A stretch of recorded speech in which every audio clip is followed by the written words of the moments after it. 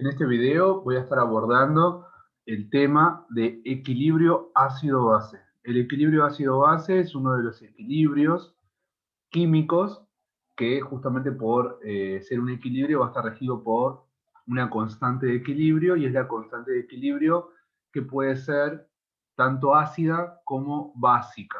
Bien, recordemos que cuando nosotros abordamos el tema de equilibrio químico general, teníamos una constante de equilibrio que surgía de la ley de acción de masas, de la aplicación de la ley de acción de masas, y nosotros la llamábamos Kc. Bien, también estaba la existencia de otra constante de equilibrio que estaba vinculada con sistemas gaseosos, y que si justamente nosotros teníamos que llevar a cabo la determinación de esta constante utilizando presiones, hablábamos de Kp, o sea que tenemos Kc, Kp, después tenemos la K que rige a los equilibrios de solubilidad, que también es otro de los temas que hemos abordado, que se denomina KPS, o sea que tenemos Kc, Kp, KPS, que es la del equilibrio de solubilidad. Y ahora estamos abordando una nueva constante de equilibrio que está vinculada justamente con el tema equilibrio ácido-base, que es Ka de K de ácido y Kb de K de base. Bien, bueno, vamos a continuar avanzando. Estos son los contenidos que forman parte de esta etapa de justamente el equilibrio ácido-base. Nosotros vamos a centrarnos en características de ácidos y bases, un poco de la evolución de las teorías ácido-base, que son tres, el equilibrio de ionización del agua, el concepto del pH, la fuerza de los ácidos y las bases. Bien, después va a haber otra parte que va a tener que ver con la hidrólisis, que es muy importante el tema hidrólisis. Después las soluciones buffer o soluciones amortiguadoras, que es como figuran ahí, un poco de indicadores y las titulaciones o valoraciones del tipo ácido-base. Bien, pero vamos a dejar el 6, 7 y 8 para más adelante. Nosotros nos vamos a centrar en alcanzar hasta el tema hidrólisis. Bien, bueno, características. Estas son algunas de las características de los ácidos, estas son algunas de las características de las bases. Después las van a poder leer porque son muy sencillas. Fíjense que los ácidos, por ejemplo, tienen sabor agrio y las bases tienen sabor amargo. Bueno, y ahí hay algunas propiedades que se denominan organolépticas, y hay algunas otras propiedades que son del tipo físico-químicas, como por ejemplo que los ácidos atacan los metales desprendiendo hidrógeno diatómico, y que las bases tienen la capacidad de disolver las grasas. Esas son propiedades químicas. Bueno, después pueden leer características de ácidos y bases a nivel general. Nosotros nos vamos a centrar fundamentalmente en la cuestión química. Vamos a hacer un breve recorrido histórico que está asociado a las diferentes teorías ácido-base que fueron justamente evolucionando a lo largo de la historia de este tema. El primer científico que planteó justamente la teoría ácido-base, una teoría ácido-base, fue Arrhenius. Bien, fíjense que estamos hablando del año 1887, y lo que Arrhenius plantea es que justamente los ácidos y las bases sufren una disociación. Bien, vamos a usar esta palabra, usa una disociación, y que para ser considerada una sustancia ácida, esa sustancia cuando se disocia, recordemos que según Arrhenius, cuando se disocia, tiene que generar en solución acuosa la liberación de cationes hidrógeno. Y una base tiene que disociarse en un medio acuoso liberando aniones oxidrilos. ¿Bien?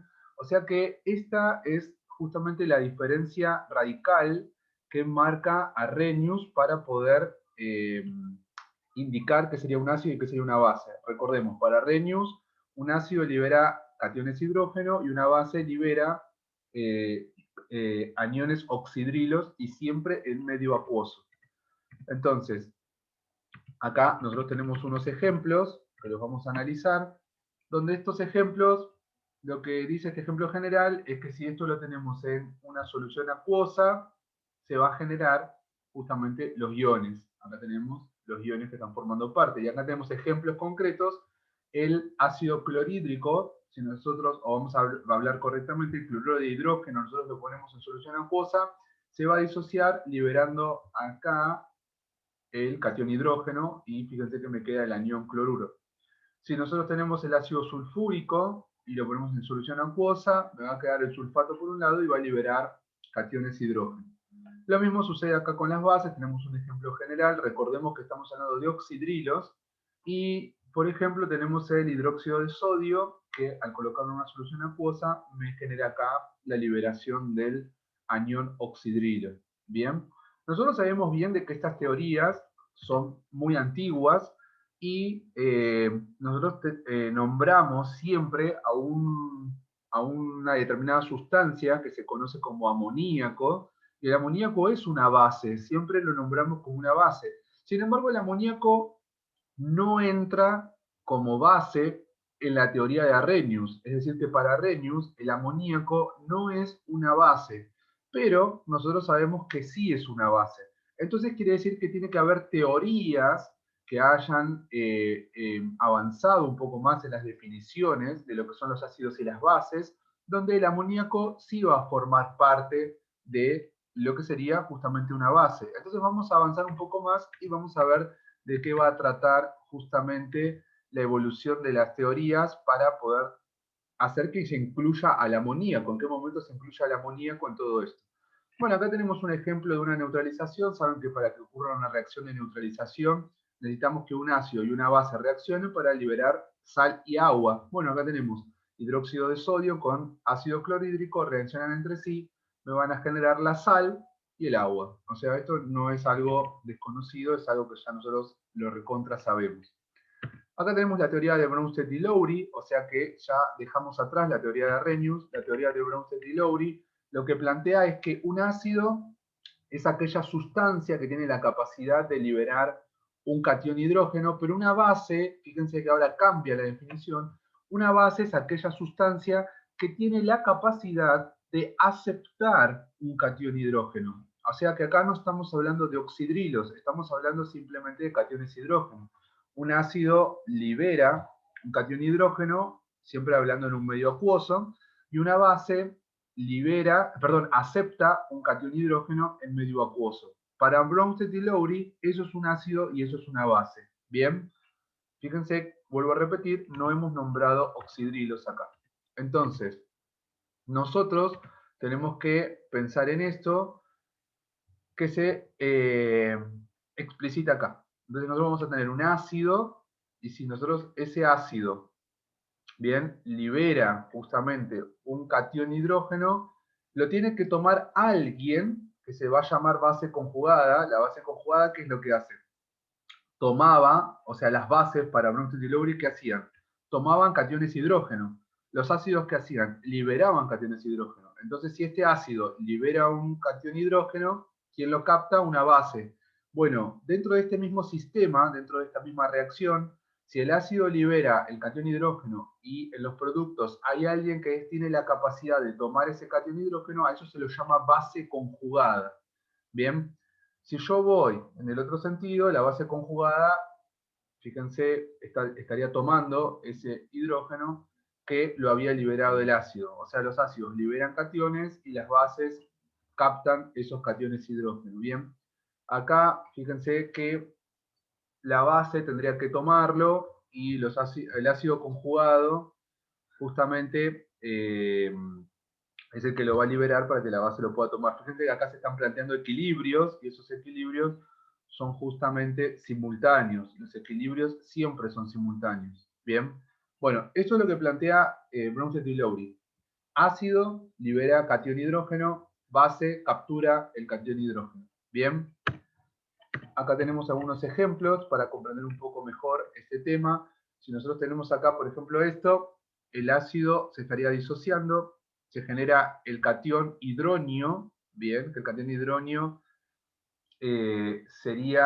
resultaría de, si nosotros lo miramos bien, acá yo voy describiendo algunas cosas, fíjense que acá tenemos el ácido, que sería el ácido clorhídrico, acá tenemos el agua, o sea que nosotros podemos decir que esto va a ser el ácido, y esto se va a comportar como si fuera una base, ¿bien?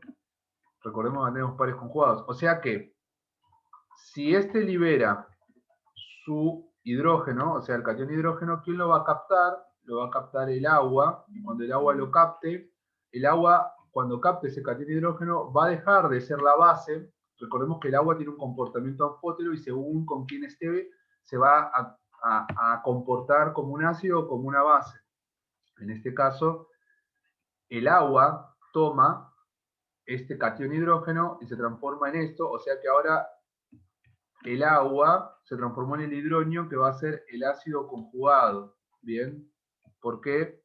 Porque era base y ahora la base se transforma en el ácido conjugado porque tomó un catión hidrógeno. Y esto que tengo acá, esto ahora se transformó en la base conjugada. ¿Bien? ¿Por qué la base conjugada? Porque ahora este tiene la capacidad, si así sucediera, tiene la capacidad de tomar un hidrógeno. ¿Bien? Tendría la capacidad de tomar un hidrógeno. Pero como esto es un ácido fuerte, fíjense que es una reacción irreversible, o sea que no está en equilibrio, o sea que por lo tanto todo está desplazado hacia la derecha y no va a haber un equilibrio que esté orientado hacia los reactivos. O sea que todo esto va en un solo sentido. ¿Bien? Ahora, observemos esto. Nosotros acá tenemos la base, ¿bien? Esto sería la base. Recordemos que esto es una base. El agua está acá en el medio, ¿bien? Donde el agua, esto sería el ácido, ¿bien? Y si esto es el ácido, ¿qué es lo que tiene que hacer el ácido? Le va a tener que entregar un hidrógeno a la base, ¿bien? Fíjense cómo lo estoy marcando, le va a entregar un hidrógeno a la base, o sea que ahora en vez de tener nitrógeno, hidrógeno 3, voy a tener nitrógeno, hidrógeno 4, y ahora el que era la base se transformó en el ácido, pero ¿qué ácido? El ácido conjugado. Bien, este sería el ácido conjugado. Y el agua perdió un hidrógeno, o sea que antes que era ácido, ahora va a ser la base. Y va a ser la base conjugada. Ahora esto va a ser la base conjugada. ¿Qué quiere decir? De que esto tiene la capacidad de captar un hidrógeno y este tiene la capacidad de perder un hidrógeno, o sea, de cederlo. ¿Quién lo capta? Este. Bueno, o sea que podría captarlo y lo toma este. ¿Y hacia dónde vamos?